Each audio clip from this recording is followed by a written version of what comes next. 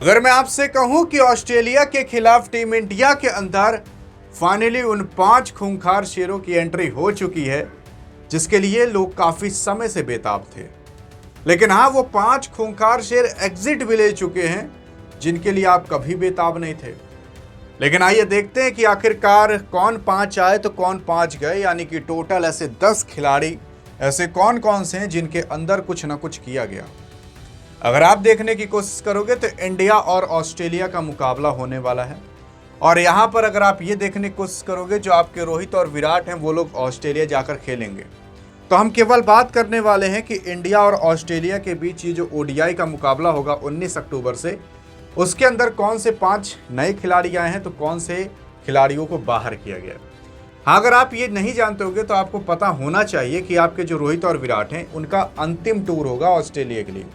उसके बाद क्या पता वो लोग संन्यास ले लें या फिर क्या पता 2027 के वर्ल्ड कप तक खेलें।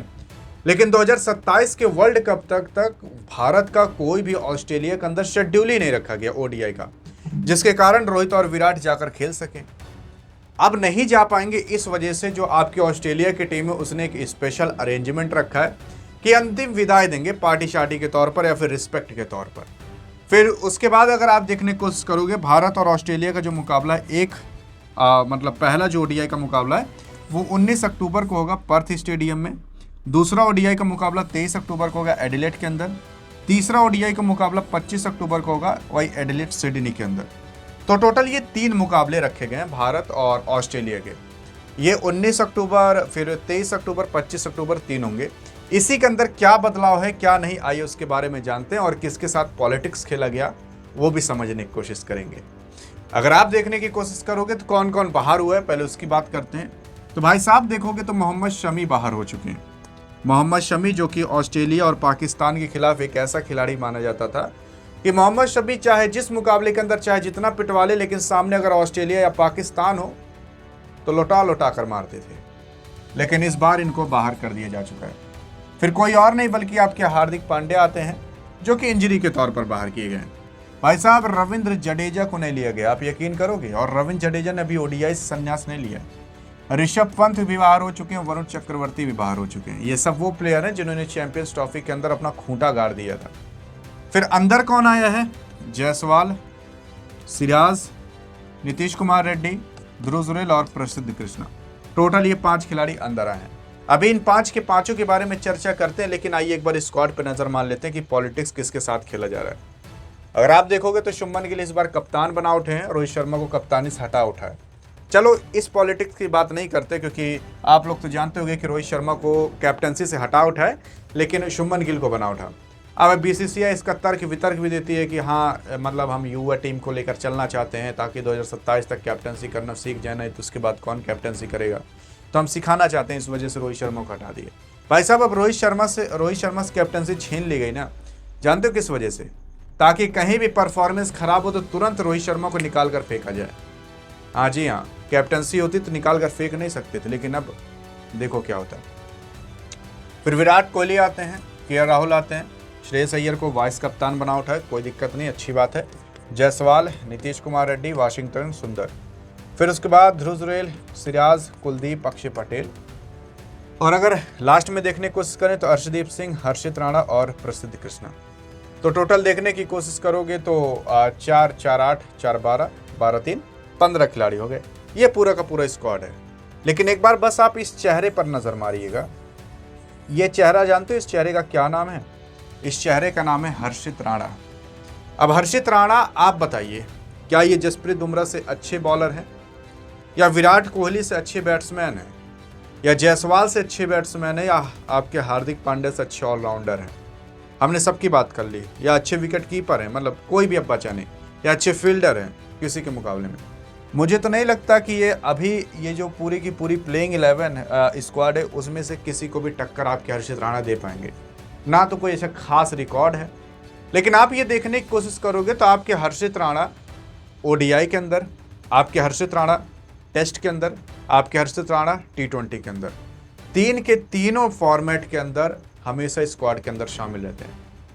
बस आप एक बार ये बताने की कोशिश करिएगा ऐसा हर्षित राणा के अंदर क्या खास है जो जायसवाल के अंदर नहीं है, हर्षित राणा के अंदर ऐसा क्या खास है जो मोहम्मद शमी के अंदर नहीं है?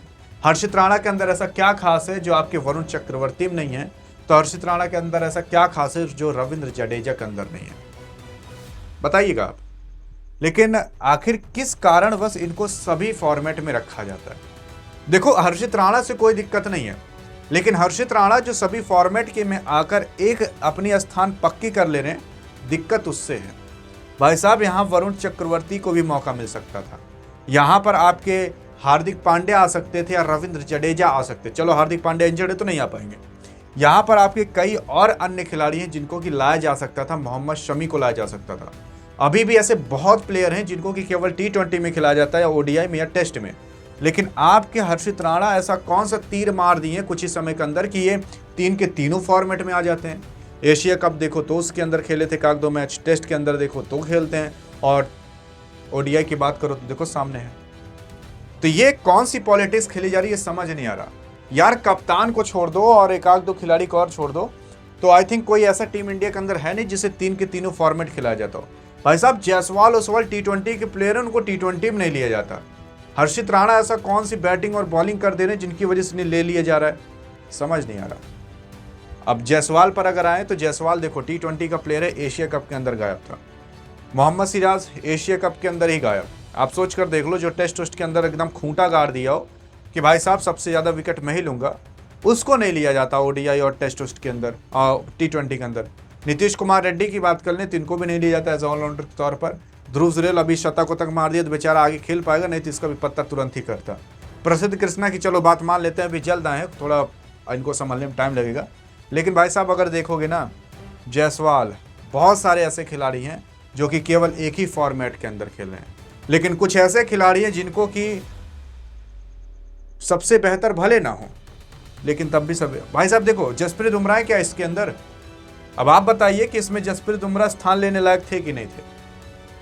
ODI के अंदर ऑस्ट्रेलिया के खिलाफ नहीं खिलाया जा रहा। अब अगर पूछोगे तो कहेंगे यार कि अभी मान लो इंजर्ड हो जाए, या फिर मान लेते इंजरी उभार कर दे जाए, और भी लोग हैं जिनको इंजरी नहीं हुई है, खिला सकते हो। लेकिन नहीं, एक भाई साहब हैं जिनको सभी फॉर्मेट के अंदर आपको खिलाना है। ये कुछ जो पॉलिटिक्स होती है किसी को यार समझ नहीं आती, लेकिन जब गौर मारोगे तो समझ में आएगी।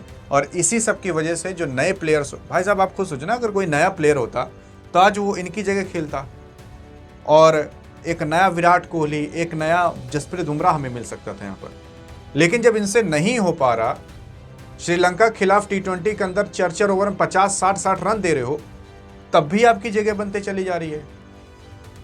बताइएगा जरूर अगर आपको कुछ समझ में आ रहा हो कि इसकी पॉलिटिक्स है। अधिक जानकारी चाहिए तो इस वीडियो में मिलते हैं, तब तक के लिए जय हिंद, जय भारत।